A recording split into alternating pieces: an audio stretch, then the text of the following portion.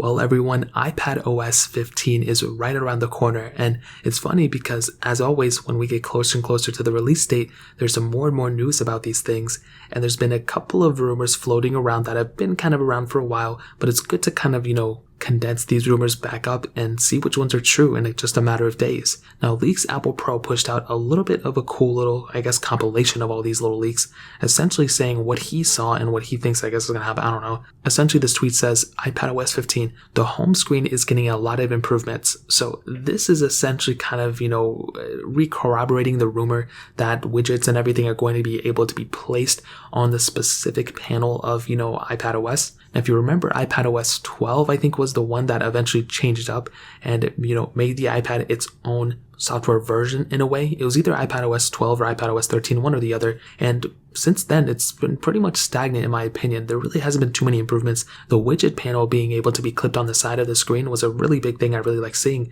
But since then, it hasn't really been having too many improvements. And even at that point back in 2018 or something when I was talking about that update, I essentially stated the same thing there. Now, he does also say that Final Cut Pro, Logic Pro, and Xcode are going to be coming to our iPads. And if that ends up being the case, that is going to be one of the biggest changes for our iPads. I feel like I throw that around all the time, but I hope that's the case. Year after year, we should be seeing the biggest changes. I don't want to see a worse change than last year because then I don't want to spend any more money. You know what I mean? So in this specific case, if those three apps end up coming, that is a worthwhile update in and of itself. Now, they also stated, privacy and security. That's going to be a big, change. It also seems like every single iOS incremental update, things like iOS 14.2 or 14.3.1, things like that, those are always privacy and security updates at their core. And there's a couple new features, added here and there, but theoretically, there are always privacy and security features ultimately. They also mentioned battery improvements, which is one of those things that iOS 15 and iPadOS 15 is kind of, the thing known for. It's going to be a complete rewrite of the code, and it's going to be at its core trying to improve the, power consumption and the battery of your specific device. So even if you have an iPhone 7 or something, or an iPad, Pro 2nd generation, you will get a faster performing device than its previous OS.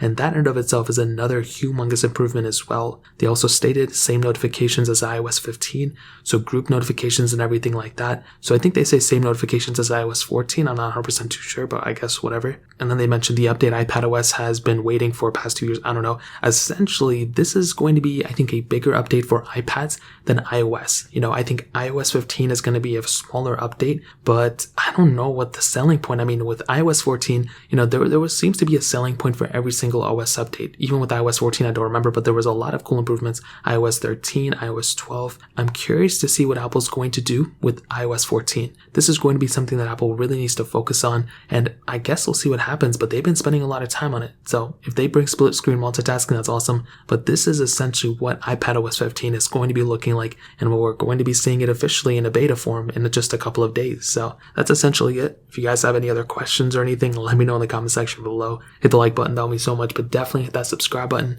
Every single subscriber that we get really does count, so it means so much for you guys to hit that. Also check out the other links down in the description as well. More importantly than everything else, I love every single one of you guys. Hopefully I'll catch you guys in the next video. Peace out till then.